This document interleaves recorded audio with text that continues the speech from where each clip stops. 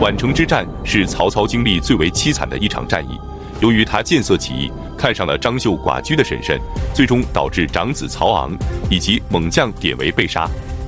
那么，曹操为何要攻打张绣？贾诩是如何投靠张绣的呢？本期视频，我们就一起走进曹操见色起意及猛将典韦战死。说到张绣，就不得不提他的叔父张继。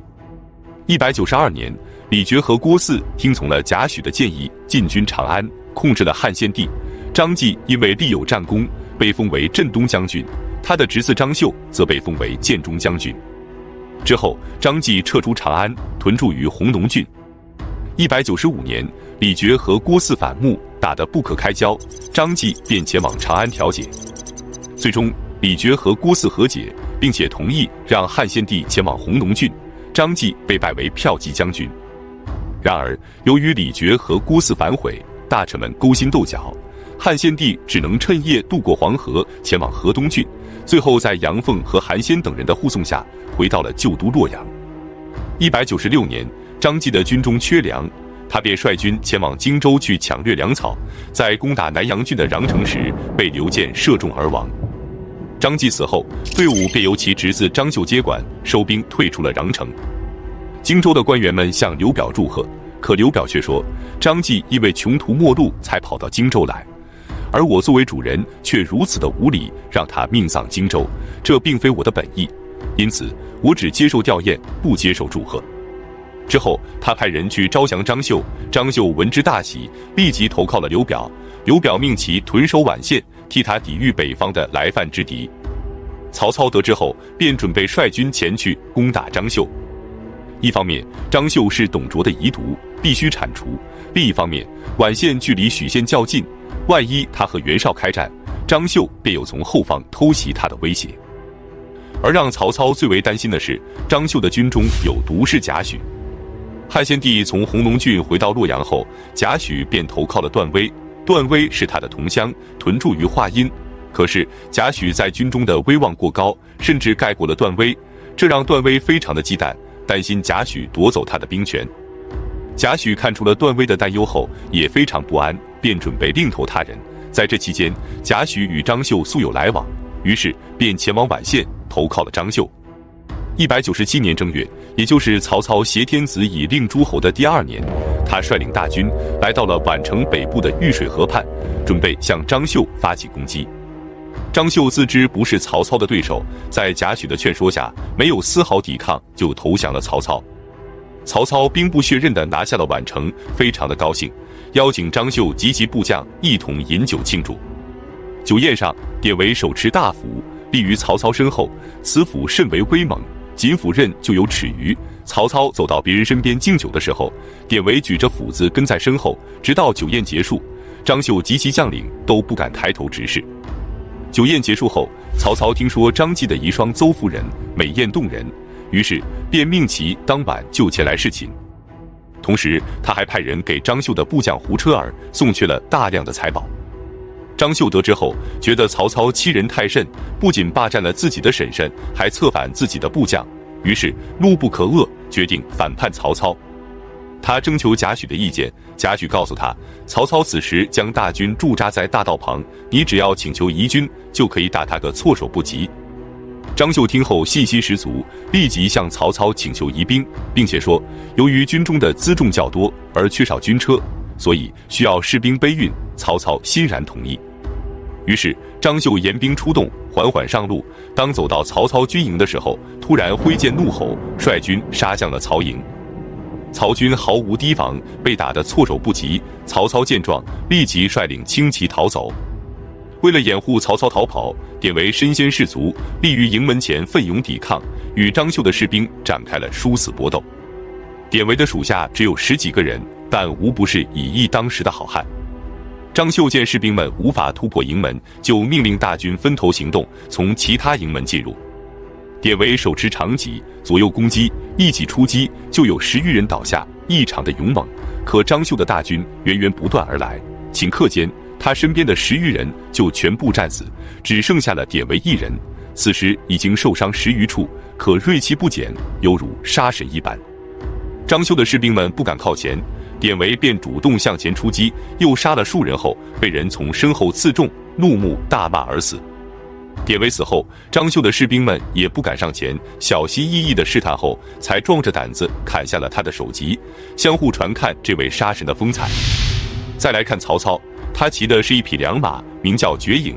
然而在逃亡的途中，被张绣追赶的士兵乱箭齐发，曹操被射中右臂，滚下了马背，绝影马也被射死。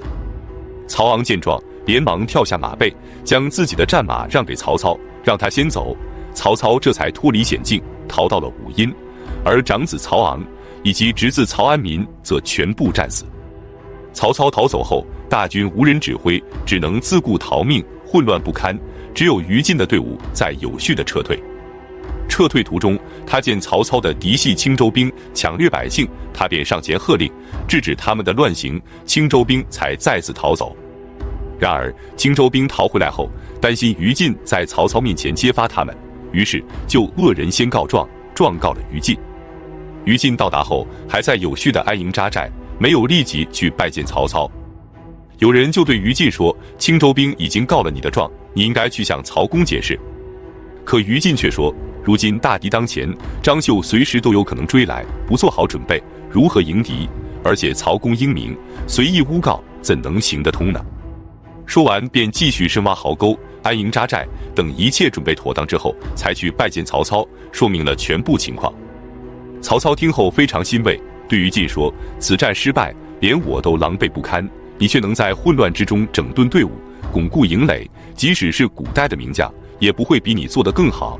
当场便封于禁为益寿亭侯。曹操的败军陆续回营，战报也随之而来。当曹操听说典韦已经战死后，不由得失声痛哭。他招募间谍，取回了典韦的尸体，将其厚葬于襄邑。之后将典韦的儿子典满拜为郎中，引为进士。随后曹操从武阴撤军，回到了许县。曹操刚走，南阳以及张陵诸县纷纷反叛，投靠了张绣。曹操让曹洪率兵征讨，但曹洪作战不利，只能屯守于邺县。张绣和刘表多次派兵前来攻打，见曹洪防守严密，才撤军作罢。就这样，宛城之战结束。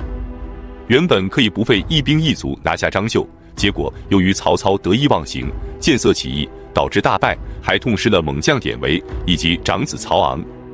曹操的正妻丁夫人得知曹昂战死后，大骂曹操。他说，是你害死了我的儿子，从此以后我还有什么指望的呢？曹昂原本是刘氏所生，生母早亡后，由于丁氏不能生养，就把曹昂过继过来抚养长大。现在曹昂死了，丁夫人万念俱灰，愤然离开许县，回到了自己的家乡。之后曹操亲自回到家乡去请丁夫人，但她执意不肯回来，而且至死也没有再回到曹操的身边。本期视频就到这里，感谢观看，下期再见。上期讲到，宛城之战时，曹操见色起意，看上了张绣寡居的神圣，导致长子曹昂以及猛将典韦战死。那么，曹操会善罢甘休吗？他再次征伐张绣能够成功吗？本期视频，我们就一起走进曹操再次征伐张绣及原本处多谋寡断。197年，曹操征伐张绣，结果大败而归。袁绍便立即给曹操写信，然而此信中言辞极为傲慢，这让曹操非常的愤怒，准备立即发兵攻打袁绍。可荀彧和郭嘉认为，此时还不是与袁绍翻脸的时候，如果要和袁绍开战，得先解决掉张绣以及袁术和吕布，否则一旦与袁绍开战，他们便会从后面偷袭，到时候两面作战甚为不妥呀。曹操这才消了怒气，担忧地说道，如果去攻打袁术和吕布，袁绍必定会趁机侵扰关中，引发江湖叛乱。如果向南再引诱刘璋，到时候我们恐怕要对抗天下5/6的力量了，那可如何是好啊？荀彧沉着地说道，关中的将帅数以千计，但都各自割据，唯有韩遂和马腾的兵力较强，可他们见关东正在征战，只会拥兵自保，并不想参与纷争。只要你派人去招抚他们，即使不能让关中长治久安，但至少能撑到你平定关东之前。曹操听后非常高兴，立即派钟繇前往长安，去招抚韩遂和马腾。此时的长安城，由于李傕和郭汜乱政，早已残败不堪，荒无人烟了。而且李傕和郭汜早已衰败，占据关中的是韩遂和马腾。钟繇到达后，立即给韩遂和马腾写信，给他们分析天下形势，并陈述了归顺朝廷的利弊得失。韩遂和马腾很快就给钟繇回信，愿意派遣儿子前往许县为人质，从而归顺朝廷。这下曹操彻底没有了后顾之忧，准备发兵攻打袁术。袁术得知后不敢迎战曹操，立即将大军交给了乔蕤、李丰、梁刚、乐就这4位将领，让他们在祁阳迎战曹操，他自己则向南撤退了。结果曹操的大军到达后，不费吹灰之力就打败了袁术的大军，袁术的4位将领也全部战死，损兵折将的袁术从此便一蹶不振，再也翻不起波浪了。此战曹操不仅战胜了袁术，还得到了一员猛将，此人便是许褚。许褚字仲康，谯国谯县人，即今天安徽亳州谯城区人。他身长8尺，腰大如树，雄壮坚毅。曹操打败袁术后，他率众归顺了曹操，曹操非常高兴，立即封他为都尉，留在身边宿卫，补充了典韦留下的空缺。之后曹操率军返回了许县，接下来他便要对付张绣和吕布了。198年3月，曹操再次发兵征伐张绣，为长子曹昂和爱将典韦报仇。很快大军就包围了张绣据守的穰城。正当曹操准备一举歼灭张绣的时候，突然从邺城传来了一个惊天的消息，袁绍恐怕要对许县下手了。那么袁绍为何要对付曹操呢？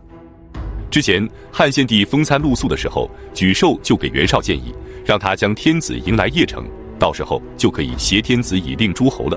结果袁绍没有同意。后来曹操将天子迎到了许县，袁绍这才醒悟过来，原来挟天子以令诸侯有这么大的好处，所以他就有些后悔。为了弥补自己的过错，他派人去游说曹操。他说许县低洼潮湿，城池也不够坚固，洛阳城已经是残败不堪了，所以为了天子的安全，应该让天子将都城迁到鄄城。曹操听后不由得发笑，怎么可能会答应他这种要求呢？于是田丰就给袁绍建议说，既然曹操不肯迁都邺城，那就只能图谋许县了，只要能拿下许县，就可以顺利地将天子迎来邺城。要不然曹操动不动就假托天子的名义发号施令，长此以往必然受制于他，等他羽翼丰满之后就不好对付了。何况他此时正在攻打张绣，许县必然空虚，正是我们发兵许县的绝佳时机。袁绍听后决定思考一下再做决定。然而他们的谈话被一名侍卫全都听到了。到了夜晚，他偷偷地离开邺城，前往穰城去面见曹操，将他听到的一切都汇报给了曹操。曹操听后惊出一身冷汗，一旦袁绍决定出兵，许县必然不保，那他就彻底完了。于是他立即决定放弃攻打穰城，赶紧回军救援许县。张绣得知曹操莫名其妙的撤军后，百思不得其解，立即率军尾随，观察曹军的动向。恰逢此时，刘表派来支援张绣的大军也已到达安众，切断了曹军的退路。此时的曹操前有堵截，后有追兵，许县还随时有可能被袁绍攻灭，情况万分的危急。他登高远望之后，立即给荀彧写信说明处境，但告诉他此战我必能取胜，你势必守住许县，等我回来。之后他命人挖掘险道，做出趁夜逃跑的假象。张绣得知后大喜，立即整顿军队，抽调精锐大军，准备发起突袭。贾诩劝他说，将军千万不能去追，此战无法取胜。可张绣觉得曹操已经被两面夹击，插翅难飞了，如此大好形势怎能放过？于是他不顾贾诩的反对，与刘表的援军同时发起突袭。然而当他们进入曹营的时候，才发现曹营里一片寂静。片刻之后，曹军从四面八方冲了过来，张绣这才发现上当了，他和刘表的联军被打得措手不及，大败而归。曹操战胜后并不恋战，立即率军继续向北前行。张绣回来后后悔不已，对贾诩说道，我之所以吃了败仗，就因为没有听从贾公的建议啊。可贾诩却说，你现在可以放心的去追了，此战你必定胜利。张绣疑惑地抬起头看着贾诩问道：“我刚刚率领精兵出击，结果大败而归，现在只剩下残兵败将了，如何才能取胜呢？”贾诩却说：“兵无常态，现在的形势已经发生了改变，你快去追吧，肯定能够取胜的。”张绣一边疑惑，一边收集散兵，再次追击曹军。然而让他没想到的是，竟然真的追上了曹军的后卫部队，并且一举将其击溃，大胜而归。凯旋后，他向贾诩请教，这到底是怎么回事呢？贾诩解释说，其实道理很简单，将军虽然擅长用兵，但绝非曹操的敌手，曹军突然后撤，曹操必然亲自殿后，所以将军必败。可他们之所以如此慌忙的后撤，一定是后方出了事故，所以曹操一旦战胜了将军，就会快速前往许县，殿后的重任就只能交给他的部将了。可是他的部将虽然勇猛，但肯定不及将军，所以将军必胜。张绣听后醍醐灌顶，这才明白了过来。他又问：“依你之见，曹操的后方到底出了什么事呢？”贾诩说：“如果我所料不错的话，一定是袁绍有所动作，才导致曹操如此慌张，必须尽快赶回许县。”然而贾诩虽然料事如神，可他猜对了曹操，却并没有猜对袁绍。但这也怪不了贾诩，就连曹操也没有料到，他心急火燎地率军回到许县，准备迎战袁绍，可结果却是虚惊一场。原来袁绍压根就没有听从田丰的建议，也就不可能发兵许县了。曹操紧张的情绪这才舒缓了下来。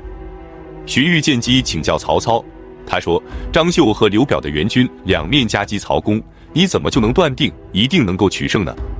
曹操说：“当年韩信攻打赵国，率领的不过是些乌合之众，但他却置身绝地，背水一战，最终获得了胜利。今日刘表半路拦截，张绣紧追不放，我军将面临置之死地而后生的处境，所以我知道我一定能够取胜。”荀彧不由得赞叹说：“曹公用兵如神，果然如是啊。”曹操说：“郭嘉曾经说过，袁绍多谋寡断，不知道何事是重要的，何事是不重要的，今日终得一见啊。”公孙瓒的势力早已衰弱，可袁绍却只盯着公孙瓒，目光只停留在他的4州之地，不敢擅自出兵攻我许县，这可是天子的福分。说完不由得大笑了起来。接着他对众位谋士说：“既然袁本初不能威胁我，那我就准备去攻打吕布，你们意下如何？”那么曹操的谋士能够同意攻打吕布吗？我们下期接着讲述。